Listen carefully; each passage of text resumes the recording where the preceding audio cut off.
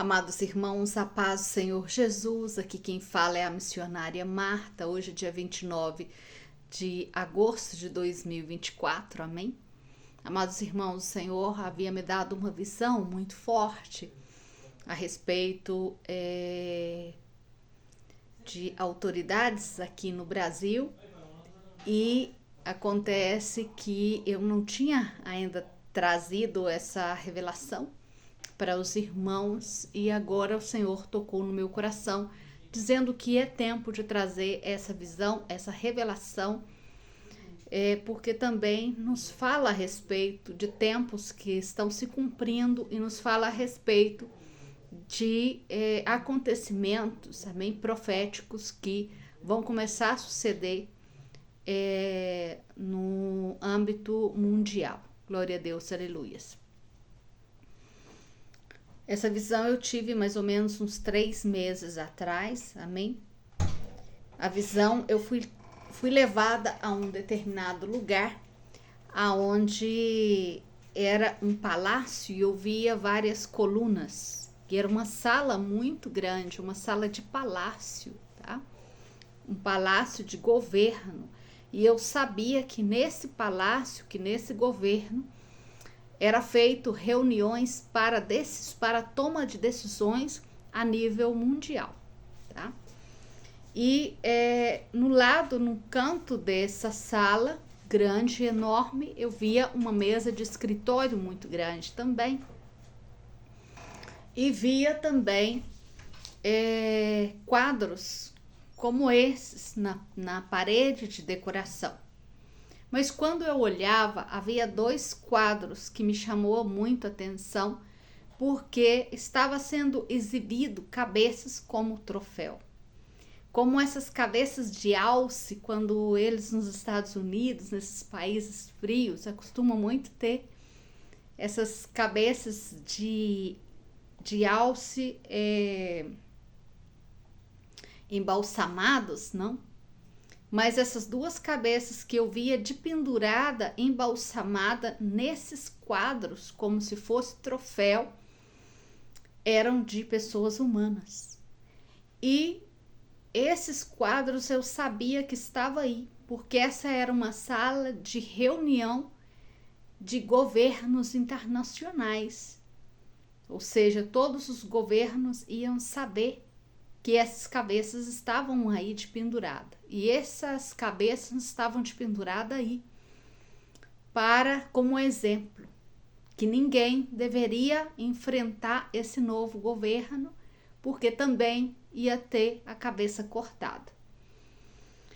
E incrivelmente, quando eu olho para identificar quem são as 2 pessoas que estavam aí, uma cabeça era de homem e a outra cabeça de uma mulher.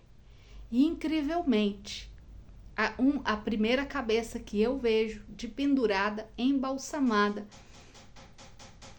era do nosso presidente Luiz Inácio Lula da Silva, o presidente atual do Brasil.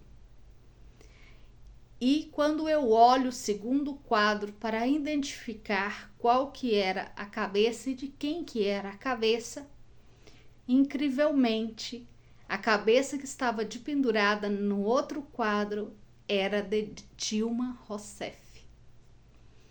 Então eu acordei depois dessa visão, buscando do Senhor revelação para saber o que a nível mundial envolvendo essas 2 personalidades ia acontecer. Comecei a orar e a pesquisar também coisas relacionadas aos 2 governos, para ver qual que seria o envolvimento mundial com governos mundiais que eles têm a nível mundial. E eu vi a respeito, por exemplo, o Luiz Inácio, ele chegou no tempo de um governo dele, antes da Dilma Rousseff, ele chegou a viajar para vários países para buscar aliados para o G7, o G20.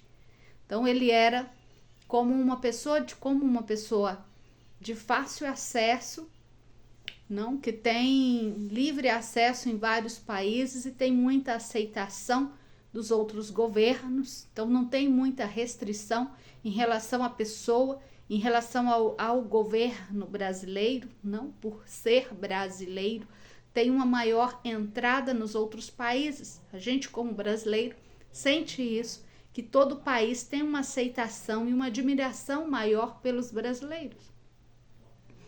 Então, devido a isso, ele foi usado para fazer essas alianças em vários países há um tempo atrás.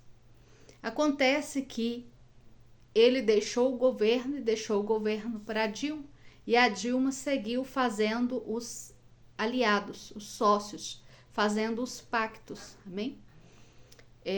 Com os outros países, fazendo mais aliança também. Inclusive, ela chegou a viajar para fazer isso.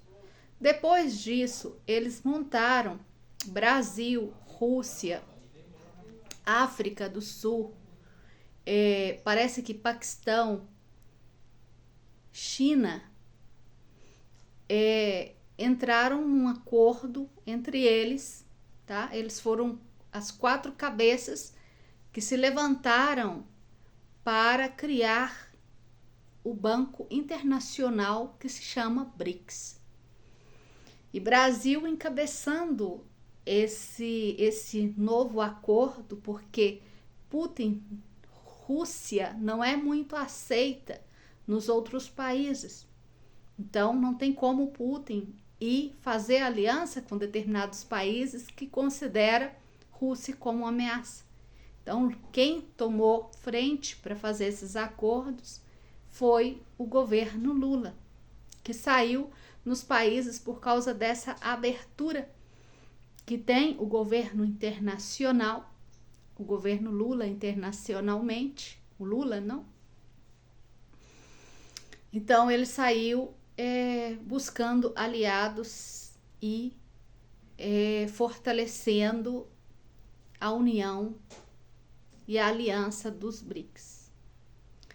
Os BRICS em fevereiro ou março desse ano, teve um crescimento muito grande ao ponto de alguns países pedir para poder entrar nos BRICS. E a política do BRICS é o seguinte: acabar com a tirania, esse governo absoluto do dólar, porque o dólar, ele por ter crescido como moeda internacional, existem umas exigências em relação ao dólar, por exemplo, para fazer alguma comercialização internacional, deve comprar tudo em dólar, independente se essa transação seja de outros países que não utilizam o dólar como moeda em seu país. Glória a Deus, aleluias. Então, por causa do dólar ter ganhado esse poder mundial, ele também fez algumas leis de comercialização internacionais, onde os países só podem comprar em dólar, como disse, e vender em dólar, e não nas suas próprias moedas, fazendo assim o dólar valorizar cada dia mais e as moedas dos outros países menos, perdendo poder e perdendo valor. Glória a Deus, aleluias.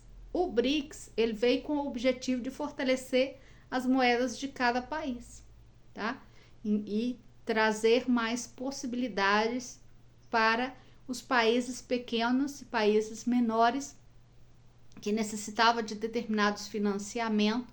Então, foi feito determinados acordos de financiamento, onde esse banco também faz financiamento para determinados países, oferecendo ajuda para esses países, né? Oferecendo empréstimo para esses países. Com isso, o BRICS ele ganha aliados e força, como também ganha inimigos, não? E o grupo BRICS é representado por essas duas pessoas, pelo Lula e pela Dilma Rousseff. E a Dilma, nesse momento, ela é a presidente do Banco Internacional BRICS. ela que está levando em frente todas as negociações e toda a administração desse banco, desse novo banco. Buscando do Senhor, no caso do BRICS, eles declaram que eles não querem a implantação da única moeda mundial, mas o que eu entendi é que realmente o BRICS não vai ser o nome da única moeda mundial, que é a moeda do anticristo. Amém, amados irmãos? Desse governo único mundial. Então, o BRICS, de uma certa forma, está nesse momento fazendo frente a esse novo plano único de governo nesse momento, por causa da ideologia e por causa da sua forma de implantar. Então, entendo que é um chifre que está molestando, que é um chifre pequeno que está trazendo dificuldades para a próxima implementação dessa próxima moeda, porque ele, no nível internacional, está fazendo ruído. Amém?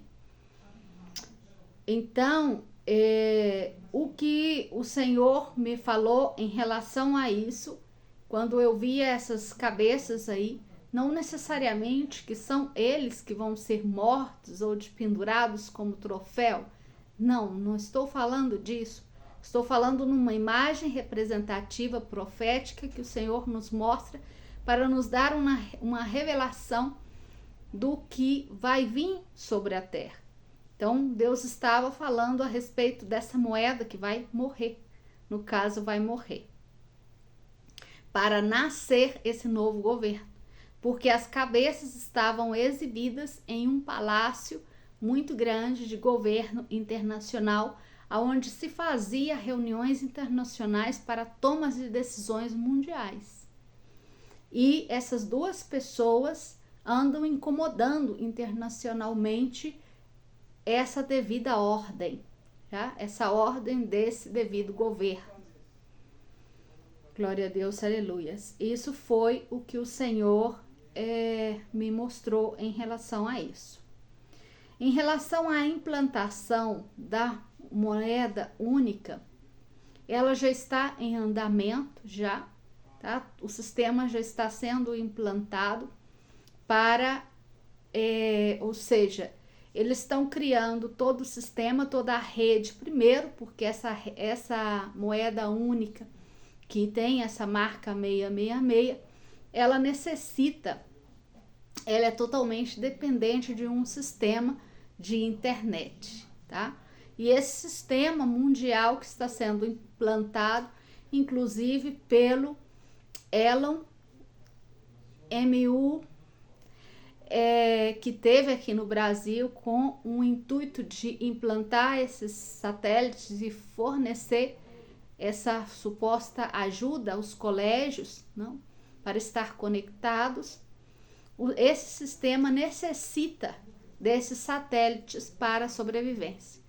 Então você vê aí essas pessoas que estão trabalhando em informática, estão trabalhando na IA, estão trabalhando com todos esses sistemas de interligar-nos e conectar-nos, está muito relacionado ao todo o controle e todo o sistema que já está prestes a surgir. Amém? Por exemplo, no Chile, por exemplo, todos os ônibus no Chile já implantaram as câmeras com leitura facial de biometria. Para quê? Supostamente é para prevenir roubos. Mas roubos de quê? Lá não recebe dinheiro. Você passa um cartão para você entrar no ônibus e sair.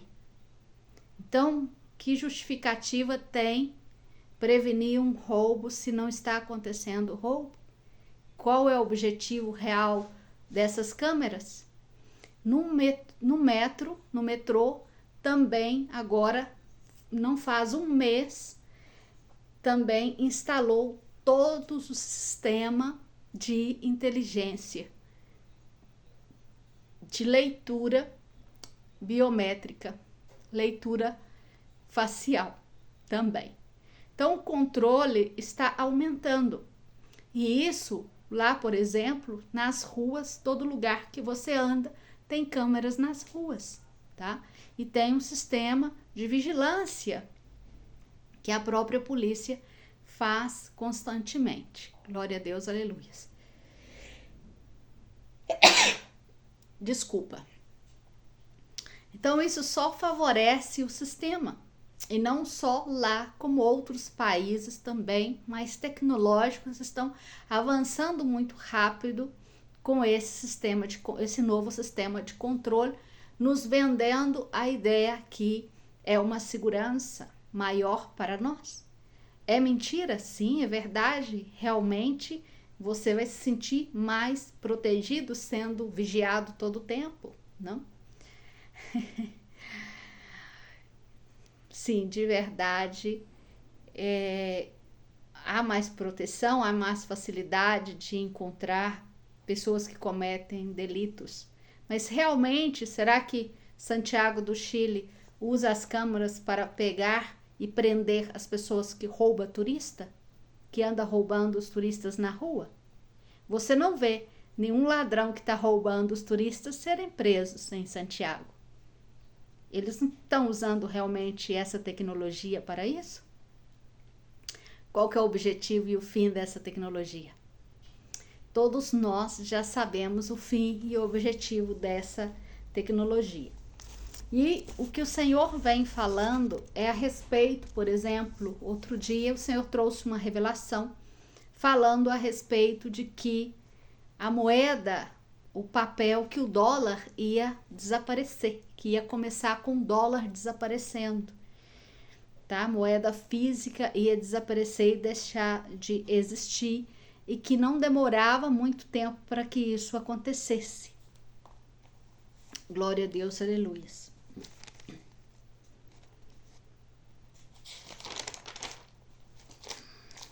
Em Apocalipse 17:12 fala assim: e os 10 chifres, desculpa, tá em espanhol aqui.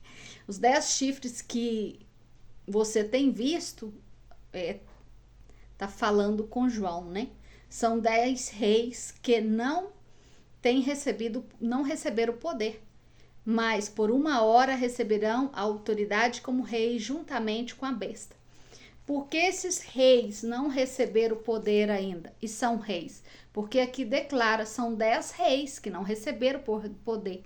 Olha, se é um presidente que não está na presidência, ele não é presidente, tá? Então ele não é rei, ele não governa nada.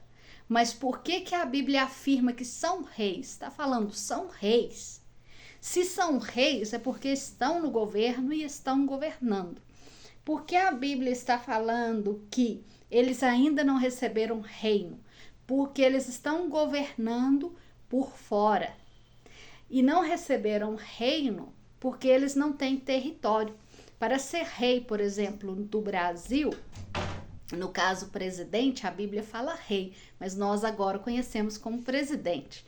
No caso, para ser presidente do Brasil, necessita ter o Brasil para poder reinar. Então, pode ser rei no Brasil como presidente. Mas a partir de quando a pessoa deixa de ser presidente, ela deixa de governar esse país, não é assim? Mas a Bíblia está dizendo ao contrário. Ela está dizendo que 10 reis, esses 10 reis que você viu, eles ainda não têm reino. Não está falando de tempo passado, está falando de tempo presente. Esses 10 reis que não têm reino, que está governando. Então, existe reis que governam sobre o mundo. Eles estão governando, mas eles estão governando sem reino, tá? Eles são os governos reais do mundo inteiro, das nações. Porque eles são reis, porque eles governam todas as nações por fora. Por exemplo, o sistema ONU, esse sistema de reis do governo, governa todo mundo. Eles ditam regras, eles ditam coisas para poder fazer e que todos os países, todos os reis de verdade que governam reino, têm que obedecer. Então, quem realmente está governando? O meu presidente governa o meu país? Não, quem governa verdadeiramente os nossos países são esses reis. É claro que tem alguns países, por exemplo, que têm tido resistência em relação a acatar algumas regras ou leis que esses reis demandam. Outro rei, por exemplo, é a OMS, tá? São organizações mundiais que ditam leis e ditam regras dentro desse governo. Então, começam a governar dentro de todos os países, eles começam a fazer um governo paralelo, vamos dizer assim, um governo de influência, aonde que, se você não acata as decisões deles, você pode ser sentenciado, você pode ser cobrado por eles mesmos, porque eles estão fazendo as regras e eles estão fazendo as leis e exige que isso seja cumprido. Compreende? Então, o Apocalipse diz que esses 10 reis que vão governar junto com o anticristo, eles não têm reino, eles ainda não receberam o reino, né? Mas eles têm poder. Quem que são esses? São organizações mundiais. Tem a organização OMS, tá? Que governa em todas as nações através das regras deles, tá? Impedindo até alguns médicos de receitar alguns remédios, justamente porque eles estão ditando as leis e as regras, ou seja, acontece o que eles estão determinando para acontecer. Então, a influência deles é muito grande sobre os países. E tem, por exemplo, a OTAN, tá? Que trabalha com as forças, com o exército, não? Que também é outro poder, é outro rei também, que em alguns países entraram com força e aí manipulam. Eu ofereço proteção para vocês, mas vocês começam a fazer parte e me aceitam como governo, que não tem reino no seu país e eu vou reinar no seu país. De uma certa forma, assim está funcionando as coisas. E além de outros também órgãos governamentais mundiais que exercem reino, ou seja, reina sem ter reino, sem ter território, tá? Eles governam por cima, tá? Controlando como marionete todos os governos e toda a população, ou seja, se todo mundo vai ficar agora encerrado, vai ficar todo mundo encerrado. Tá entendendo? Então, vai ditando regras a favor do bem, né? Então, aí fala que por 1 hora, em Apocalipse 17:12, recebem a autoridade como reis juntamente com a besta. Porque esses órgãos de governo vão estar governando com a besta. Esses têm o mesmo propósito e entregarão seu poder e a sua autoridade à besta. Por quê? Eles têm o mesmo propósito. Porque é o mesmo propósito que a besta tem, de governar, influenciar e manter o controle sobre as nações, eles também têm a mesma visão. É uma visão que já está no coração deles, está no coração da besta, e eles vão entregar esse poder para a besta, entende? Então, aonde a besta vai ter o controle de tudo e de todas as coisas. Inclusive, implementar essa única moeda mundial e esse 666, não, esse código aí. E é interessante que dia 24/8 eu tive uma visão de uma cara de uma mulher muito forte, assim, e do lado dessa cara da mulher, assim, apareceu 666. E depois esse 666 saltava e saltou para frente, para a testa dessa mulher, o número 666. Eu orei ao Senhor, perguntando ao Senhor o que seria isso. E aonde o Senhor foi, me deu a revelação que eu tinha que entregar essa visão dessas duas cabeças que estavam sendo exibidas como troféu, tá? E estava sendo usada para ameaçar os outros também que se levantasse contra o sistema, o novo sistema. Glória a Deus, aleluias. Então me fez entender, o Senhor me fez entender que esse governo implementará a sua marca, tá? E mostrava uma imagem de uma mulher. Eu não entendia muito bem, mas o Senhor me fez lembrar de uma visão, de um sonho que eu tive, uma visão noturna que Deus me deu. Em março, que Deus me deu essa visão noturna, eu estava debaixo do mar e eu estava em instalações debaixo do mar. E era muito interessante porque era coberta de vidros. E eu podia ver o mar e podia ver os peixes nadando no mar. E via como um elevador também de vidro, como se fosse de cristal, redondo, como uma turbina que levantava, que succionava para cima. E dentro desse elevador transparente eu via uma besta com um corpo híbrido, tá? Com escamas, como se fossem escamas de peixe, com uma pele muito estranha. Uma figura de corpo como se fosse de homem, misturado com animal. A sua cara era uma cara monstruosa, que ao vê-la eu identificava como homem, mas quando eu olhava eu via que era uma cara horrível de mulher também, uma mistura de homem com mulher. E os cabelos dessa besta eram cabelos longos de mulher. Então, orando ao Senhor, o Senhor tinha me revelado que em março estava abrindo um determinado portal e que o espírito do anticristo, que esse era o espírito do anticristo, que estava saindo, se levantando do mar, como viu João quando ele viu aquela besta sair do mar. E eu perguntei ao Senhor por que esse espírito tinha semelhança de mulher. E o Senhor me fez lembrar que o anticristo não agrada muito a besta, não. Ela não se agrada muito, esse ser abominável. Ele não se agrada muito das mulheres. Ele não é dado ao amor das mulheres. Fazendo uma referência analógica de uma característica dessa pessoa que vai surgir nessa figura do anticristo. E lembrei também da parte do Senhor que o espírito que vive no mar, a Bíblia fala a respeito desse espírito também, e esse espírito se chama Leviatã. Em Isaías 27:1 fala a respeito desse espírito, dessa serpente que vive no mar, que é o Leviatã. Isaías 27:1. Naquele dia Jeová castigará com a sua espada dura o grande e forte Leviatã, serpente veloz. E ao Leviatã, serpente tortuosa, e matará ao dragão que está no mar.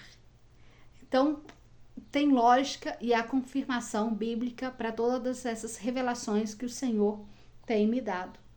E o Senhor me faz lembrar que o espírito de Leviatã foi o espírito da serpente, que estava na serpente, que fez com que Eva, que trouxe o engano para Eva.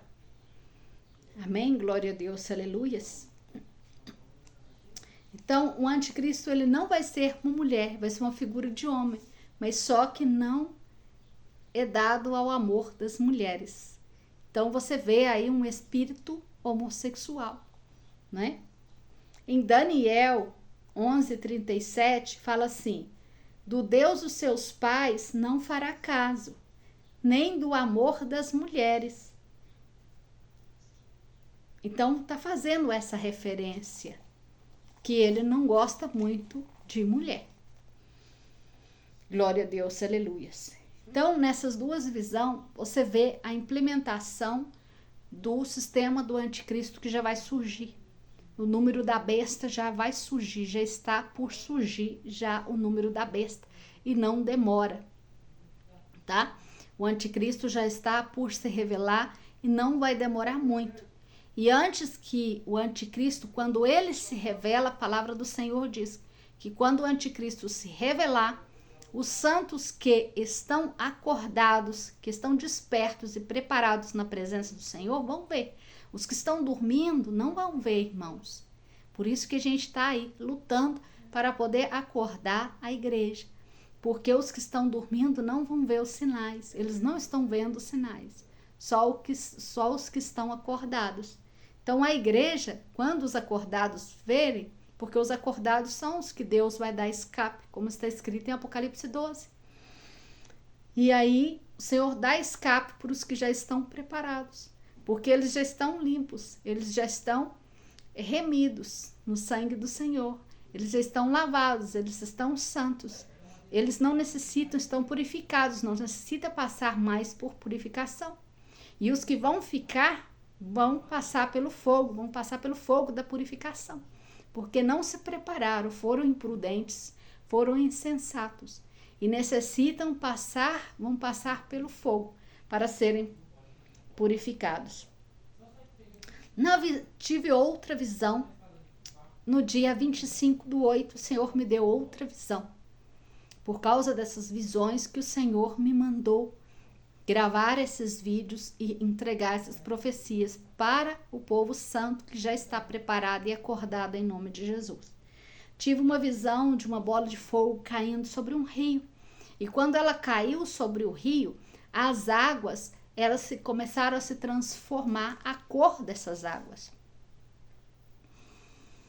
E eu escutei a palavra añejo, não amargo. E em Apocalipse 8:10, fala que o terceiro anjo toca a trombeta e cai do céu uma grande estrela, ardendo como uma tocha de fogo, e cai sobre a terra nos rios, amém? E sobre as fontes de águas também. E o nome dessa estrela é Anjejo em português. Em espanhol. E a estrela e a terceira parte das águas se converte em águas amargas e morrem homens, né? A causa dessas águas amargas que fizeram amarga. Aqui nessa revelação encontramos uma sequência de acontecimentos, onde o anticristo se revela e em seguida os santos serão guardados. O reino do anticristo e seus reis será implantado com tudo o que concerne, cumprindo o que está escrito, o que está profetizado. Abrindo o sétimo selo, os santos serão retirados, dando início às trombetas.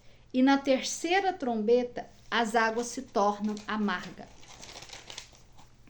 As águas amargas podem significar que vai acabar a doçura, o doce, tá? Vai vir algo amargo, algo difícil de comer, algo difícil de tragar, tá? Ou seja, totalmente contrário do doce. E amargo pode significar muito mais sofrimento, mais angústias, mais aflições, mais tormentos sobre a terra quando caia essa estrela. E também pode nos significar também que através da água, as águas vai trazer contaminação. Porque aqui quando fala do rio, fala de um rio, mas depois em seguida o versículo fala que várias fontes de água, ou seja, a estrela cai num rio, mas as fontes que estão do outro lado também se contaminam em toda a terra, porque aqui está declarando é toda a terra. Então, isso significa que é realmente só uma estrela que vai cair? Não, isso é uma maldição que vai cair, isso é o juízo de Deus. E o Senhor me explicava a respeito dos meteoros que a gente vê caindo. Quando temos visões, o Senhor fala que não necessariamente são fogo ou meteoros que estão caindo. É o juízo de Deus que está caindo sobre a terra. Por quê? Porque ele é fogo consumidor. E como fogo consumidor, a ira dele ou o juízo, ele vem como fogo sobre a terra. Então é uma ilustração para nós entendermos que é um tempo de juízo sobre a terra. E o tempo desses juízos, eles vão paulatinamente crescendo, em ordem crescente. Vai começar pouquinho e depois vai aumentando a intensidade, de acordo com os fechamentos das profecias, ou seja, o cumprimento de determinadas profecias, o Senhor vai aumentando. E na medida que, por exemplo, o Senhor tire os santos, os que já estão preparados, que não necessitam passar por purificação mais, o Senhor guarda esses santos, aí sobre a vida dos que ficam, vai vir mais juízo sobre a vida deles, mais aflições e mais problemas vão estar acontecendo. Então é um anúncio do Senhor de mal que vai vir sobre a terra. Amém? E não está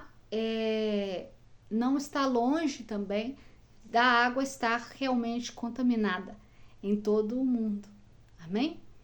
Então, uma água contaminada, o que ela traz? Ela traz sequia, não é? Uma água que não se pode beber traz o quê? Fome. Uma água contaminada, que você agou uma planta com uma água contaminada, vai contaminar essa planta também. Então, vai haver mais dificuldade financeira nesse tempo também, devido às fontes das águas estar com bactérias prejudiciais ao ser humano. Então, isso está em Apocalipse, isso está escrito, isso não é algo que a gente está inventando.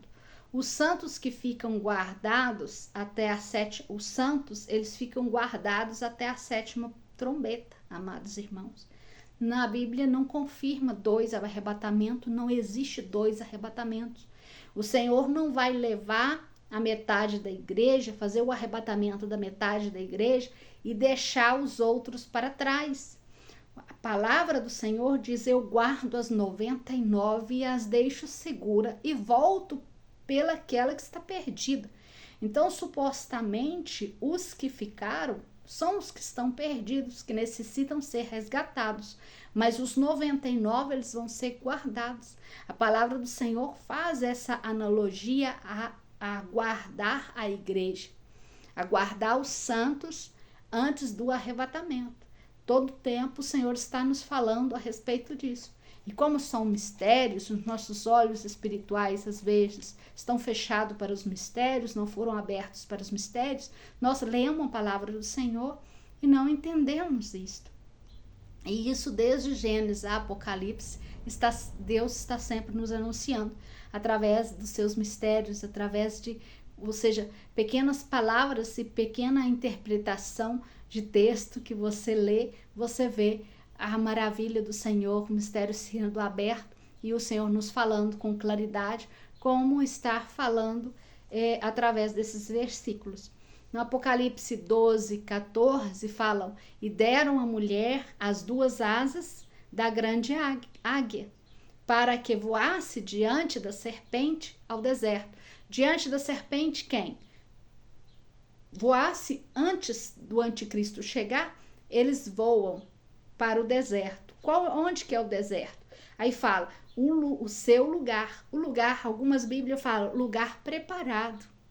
É um lugar que Deus preparou para guardar a mulher.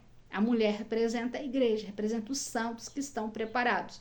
Então aí é claro, quando surge o anticristo, que é a serpente, ela vai vir com fúria atrás da mulher, o dragão, Satanás, não? Vai vir com fúria atrás dos santos. E Deus vai tomar eles, resgatar eles e guardar. E olha o que fala. Guarda no seu lugar, onde ela será sustentada por tempos, metade de tempo. 3 anos e meio. Então, justo o mesmo tempo que o anticristo vai estar operante na terra, tá? Os 3 anos e meio. Glória a Deus, aleluia. E vai ser sustentada Então, ela vai ter comida todo esse tempo. E o Senhor me mostrava, quando o Senhor me mostrava esse local, aonde essa mulher vai ser sustentada, o Senhor me mostrava mesas preparadas. E ele falava, Marta, as mesas estão preparadas. E eu olhava e falava, sim, as mesas estão preparadas. E ele falava, de contínuo. E eu falei, Senhor, de verdade que é de contínuo? Ele falou, sim, de contínuo. Por quê? Porque na medida que o Senhor vai fazendo o resgate, o Senhor vai fazer o resgate como se fosse uma colheita. Ruth, por exemplo, é a ilustração da história de Ruth, é o Senhor falando para nós como vai ser a colheita, a grande colheita do fim do tempo. O que acontece? Eles vêm e colhem o trigo que está de pé, tá? Que está de pé. Colhe esse trigo e guarda. E fica para trás o trigo que caiu. Ruth vai lá pegar o que estava no chão. E o que acontece? Olha só o que acontece. Eles vai buscar no chão o que ficou. Eu banhava café quando era pequena com minha mãe. A gente fazia a colheita de toda a lavoura. E quando terminava a colheita de toda a lavoura, o dono da lavoura falava, olha, vocês todos os trabalhadores que trabalharam comigo, pode catar o café que caiu no chão e aí ficar para vocês, esse café para vocês ter o café todo ano para vocês tomarem. Então a gente ia feliz, além de receber o nosso salário, a gente ia feliz catar o café, o resto que ficou. Então, você vê o processo da colheita. E assim será o processo da colheita, da grande colheita da parte do Senhor, tá? Então, depois que recolhe todo o trigo e guarda, vai recolhendo e vai guardando até o último. Então, o arrebatamento, que é a subida da igreja, não acontece sem o último. O Senhor não vai levar para o céu uma noiva sem um olho. O Senhor não vai levar uma noiva sem um braço, sem uma mão, sem um dente, sem uma célula, sem um fio de cabelo. Porque a palavra do Senhor fala que nós somos corpo.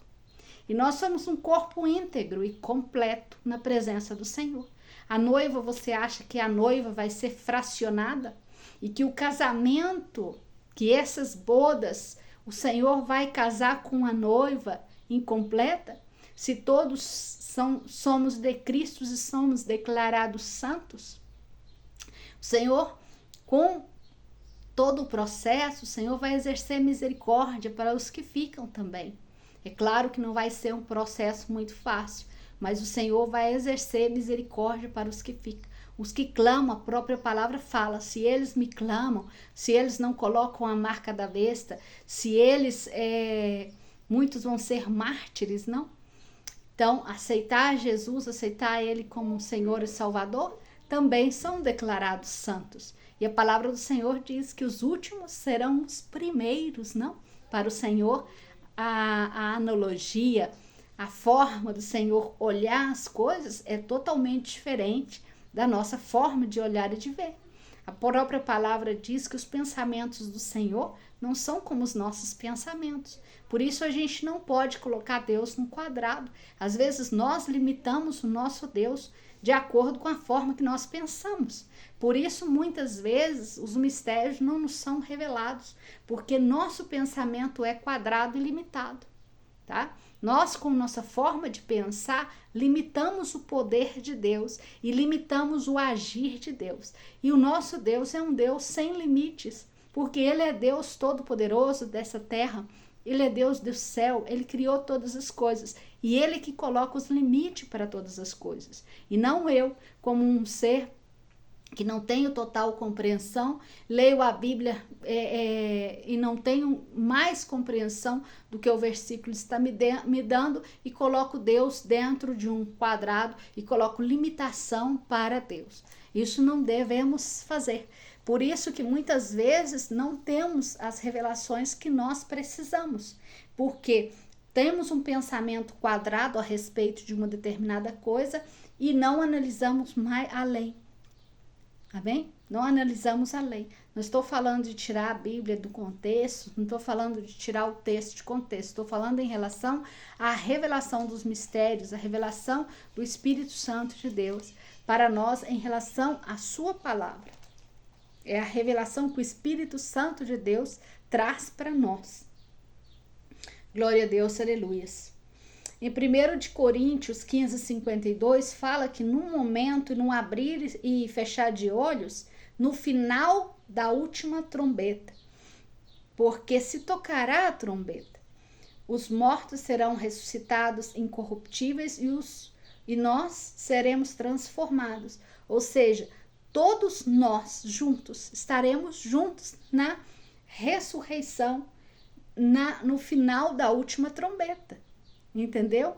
Então você vê, na terceira trombeta tá caindo uma estrela que vai tornar as águas amargas. Os santos que já estão preparados já não vão estar. Mas na última trombeta que vai acontecer o arrebatamento, nos mostrando que aonde estaria esses santos. Se Apocalipse 12:14 diz que em asas de águia ele ia guardar a igreja e sustentar.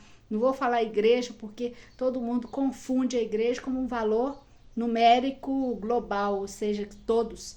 Mas não todos dentro de uma igreja ou uma congregação são santos e estão preparados para ter esse escape. Amém, amados irmãos? Glória a Deus, aleluias. Então, na última trombeta já passou pelos 3 anos e meio. Na última trombeta é aonde já vai vir o fim, aonde será o fim. Então não há possibilidade de que o arrebatamento mesmo seja no meio da semana de Daniel. O arrebatamento é no final da semana de Daniel, dando início ao milênio, dando início a outros eventos para a glória e honra do Senhor. Amados irmãos, eu peço em nome de Jesus, se você tem dúvida, para orar ao Espírito Santo de Deus, para trazer claridade sobre a sua vida em relação a essas revelações em nome de Jesus. Amém? É momento de estarmos preparados em nome de Jesus, porque o Senhor já está vindo, o Senhor insiste em estar anunciando para vocês todas essas coisas, para que a igreja esteja realmente preparada em santidade, buscando ao Senhor, deixando todas as coisas do mundo, tá? Muitos irmãos dentro da igreja estão muito aflitos, buscando o material, buscando sustento, buscando construir casas, como a própria palavra diz, não? Vão se dar em casamento, vão estar totalmente intertidos com a vida desse mundo. E vão se afastar, porque quando você está preocupado com as coisas desse mundo, com os casamentos, com os matrimônios, com construir império nesse mundo, você está preocupado com as coisas desse mundo. Necessitamos aprender a desprender de todo o material. O que tem capacidade de desprender de todo o material vai estar com o Senhor. O que não tem capacidade para desprender do material, o material é o primeiro no coração dele. O material, os bens material, o crescimento, os apartamentos, as casas, o carro, a vida que vivemos nesse mundo se torna o primeiro nas suas vidas. E vocês começam a amar o mundo mais que a Deus. Amar as coisas do mundo mais que a Deus. Confiar na sua própria força. Confiar na sua força para conquistar. Sabendo que é Deus que nos dá. É Deus que nos sustenta. Amém? Então, uma pessoa que confia muito na sua força, infelizmente, vai ter que passar por uma grande tribulação para poder aprender a desprender das coisas desse mundo. O povo do Egito, quando saiu do Egito, teve que deixar tudo para trás. Eles não saíram carregando. Eles tiveram que abandonar aquela vida para sair. E nós temos que abandonar a vida nesse mundo para poder estar com o Senhor, para nos preparar.